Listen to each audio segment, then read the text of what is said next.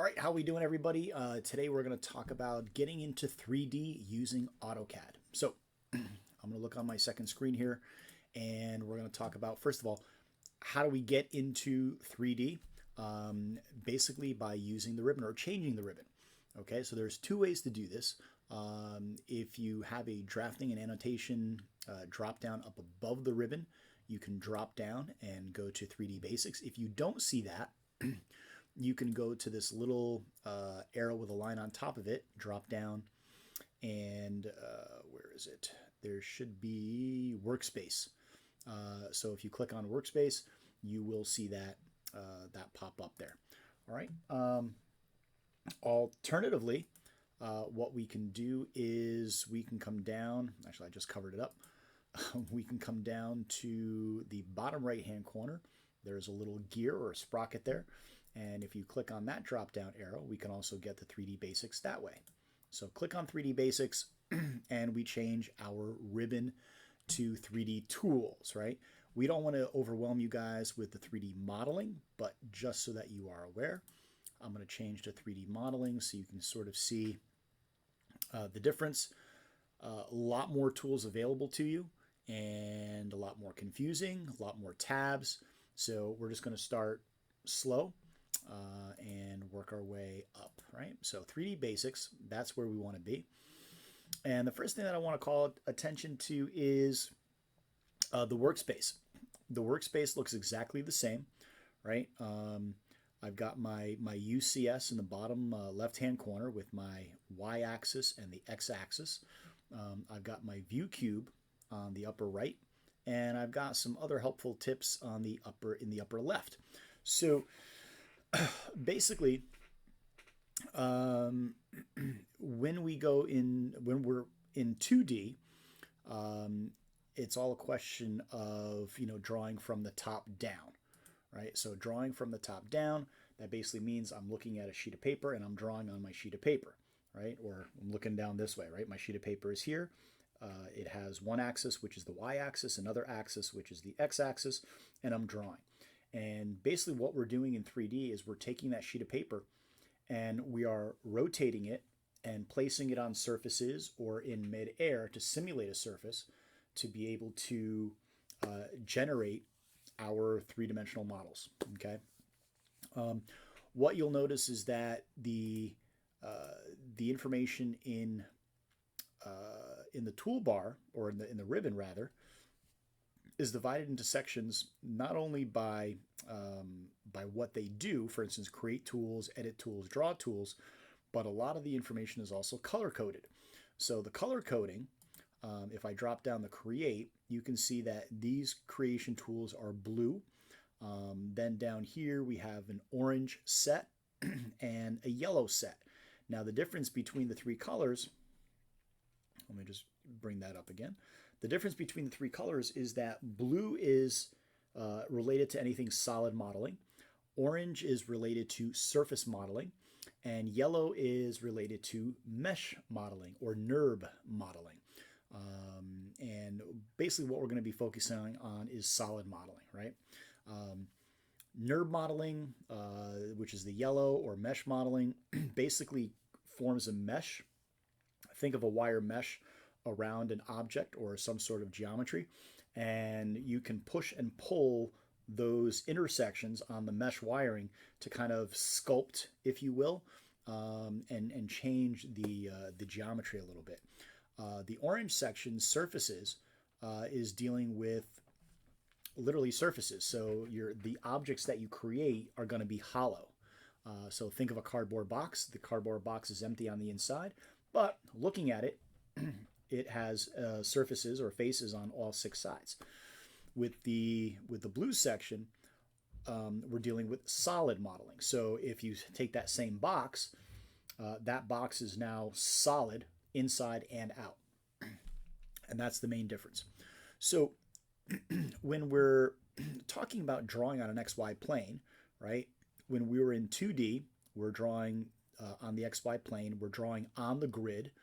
Now the grid is going to move for us, right? And we are, if you take a look at the navigation cube, the nav cube, we can do certain things with the nav cube. by hovering over it.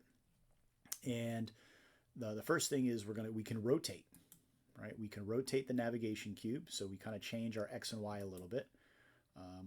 Rotate it back. I can left click on the actual compass ring and I can rotate about that way. And we can change or pivot the XY plane like so.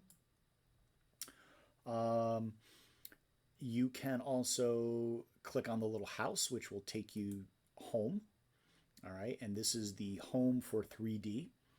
I'm going to go back to 2D. So what I'm going to do is I'm going to actually click on the cube, and the cube is kind of sectioned off into different different categories or different sections. You have the full-on top. Let me click on the word top, and that'll bring us back to what we're used to seeing, right? But then we also have kind of this top front angle. There's a top bottom angle. There's a top side and a top side. And then we also have corners, right? Corner, corner, corner, and corner. So if we wanted to go top corner or top front, we can click and it'll show us that particular angle. Now you see that it kind of threw us backwards for whatever reason. All right, so I'm going to click on top front. All right, so the top view and then the front view, and I'm looking directly at the corner between top and front. All right, so that is that view cube representation. If I'm clicking on between front and right, if I click on that particular corner, then we're looking straight at that particular edge.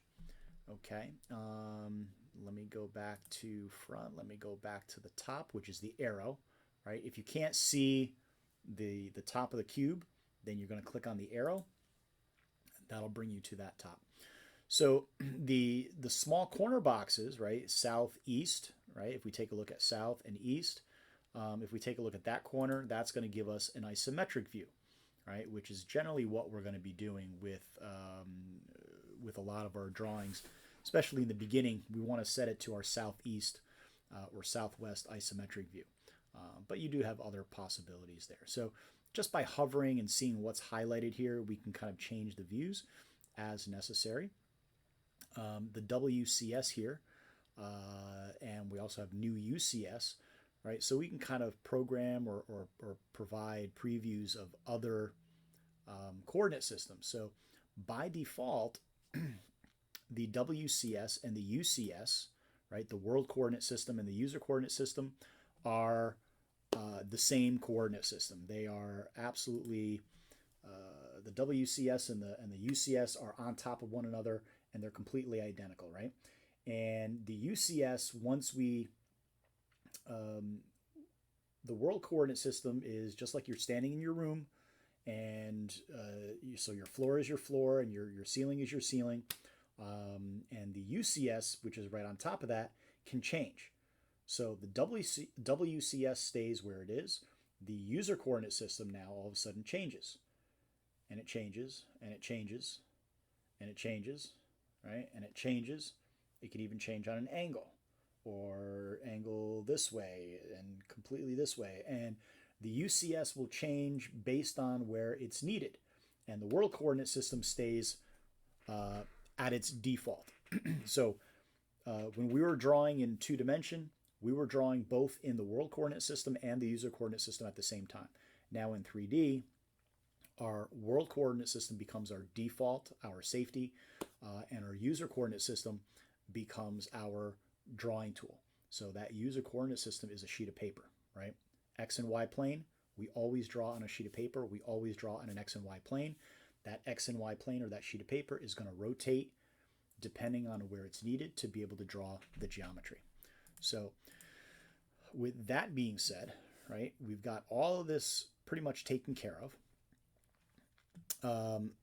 So what I'm going to do, and what I like to do, is I like to orbit around a little bit, and you can left click on the view cube, hold the button down, and then kind of move your mouse, and you can see the view cube change. And sometimes you have to, let go and kind of do it again, but you can sort of orbit around the orbit around your view. And you can see that once you do that, the UCS changes, right? The UCS changes while it's moving. It turns into this red, green, and blue. And you can even see that the cursor changes. So the cursor now changes to X, Y, and Z. And the colors stay the same. So red is always going to be the x-axis. The green is always going to be the y-axis, and blue is always the z-axis, right? Z is typically coming out at you. So if I were to draw a box, what I would do is I'd specify the first corner, left click to specify the second corner, and then specify a height. Now I'm drawing on the floor, so I can make my height go above the floor, or I can drop and make my height go below the floor. Okay, I'm going to go above the floor. I'm going to left click to specify my height. And again, you can left click on the view cube to kind of rotate about. What I prefer to do is I prefer to use the keyboard, which is going to be holding down the shift key and the mouse wheel. And holding down the shift key and the mouse wheel, I can orbit. This is called orbiting. I can orbit around my part. And I can view on top, I can view below, I can view from the front or the side. And again, sometimes it might get a little wonky, so you might want to kind of let go and then do it a couple times to really fine tune and get where it is. So by looking at this, right, if I click on my southeast view, okay, this is my top, this is my front, this is my right. Looking at my view cube, we see the top, the front, and the right. So the same orientation. And we see my UCS is now a 3 system, right? So my X, Y, and my Z. And over to the top left, we have 2D wireframe. So I can kind of change this to different visualization styles. This one is conceptual, which I prefer to work in unless I have unless I have to do something special where I need the wireframe because I need to react to some of the information in the background. Hidden kind of shows us, what we would see and not what we wouldn't see. And so let's just go through some of these realistic. Realistic isn't going to really matter right now because we're not adding materials, but it is possible in the future to add materials, make it look like rock or wood or metal or something, and that would appear. Shaded looks very similar to realistic at this point in time. Shaded with edges. Now those edges become highlighted. And that's another thing is that we want to start getting used to the vocabulary, right? The vocabulary that we're going to worry about are edges, right? Which are these highlighted light blue edges, at least in my part. We have a face or a surface, okay? But I prefer to call it a face. We have a vertex, right, which is this corner point. That's a vertex, and the vertices are combined of 3 edges coming together. And when we have 4 edges, or sometimes it can be more, or sometimes less, but when you have a continuous loop of edges, right, that create a face, that's just known as a loop, all right? And so that's shaded with edges, shades of gray if you prefer grayscale, and sketchy if you want to be a little bit artsy. This is kind of a fun one if you're just having a little bit of fun. What else? We have wireframe. Wireframe, back to wireframe. Now there is a slight difference between 2D wireframe and regular wireframe. When we're working in 3D, we want to make sure that we're working in regular wireframe, not 2D wireframe. And then lastly, we have X-ray. X-ray basically just allows you to see through the part. So you can see what's in front, what's in back, and through. Okay. So the second section here is, right now it says custom view, but basically this is just shortcuts to what the view cube views are, right? So if I go to my top view, it'll show me what the top view is. If I go to my southeast isometric, it'll show me the top or southeast isometric. So it's the same thing that the view cube, just a little bit of a shortcut. The minus sign, viewport configuration list. we can do this. Let's say if we do 4 equal, then I split up into 4 equal windows, and the active window will have a blue highlight, or it'll be highlighted some way to show that that is the active window. And this is really useful if you're doing multiple geometries where, I'm going to left click inside the top left, and I want to say that this is going to be my top view. I'm going to rotate it around so that it's the correct XY. And then I'm going to click down in this view, and this should be my front view. So click on the view cube to represent the front. Click on the bottom right, and that should be the right view. And then this top right view will be my perspective view, okay? And so now whatever I do to one will happen to the other. So if I decided to draw another box, let's say over here, so I'm going to draw, and we can start to see things happening. And I'm just going to bring this out a little bit. And so now you'll notice that things have happened in all 3 windows based on what happened in this 4th window. So I'm looking at the same object in 4 different perspectives, or in 4 different views. So again, this is my right view down in the bottom right. This is my front view in the bottom left. And this is my top view in the top left. And of course, back to my perspective. You can work this way if you like to. It's a little bit more, jumping around. Of course, you can drag the windows to make some smaller and some larger, and you can do that in both vertical and horizontal configurations. So, but what I'm going to do is I'm going to go to the active window here. Oops, hit escape, active window, hit that plus sign, go back to viewport configuration list, and go back to single. And you can switch back and forth at any time. So I'm going to left click on this little box that I created and hit delete. The last thing that I want to show you or talk to you about is we talked a little bit about perspective. This is what's known as a parallel perspective. And if we right click on the view cube, okay, and I believe it's also in this drop down. Yeah, if you click on that little drop down arrow, we can change to a perspective view. Right, so the perspective view is going to now have a vanishing point, and you can see that this edge and the back edge here are starting to slowly come together. And you'll notice that the background actually changes as well. So the background is no longer just black, but it now has a horizon. Right, so I've got a floor, and I've got a horizon or a sky, and I can see below and above.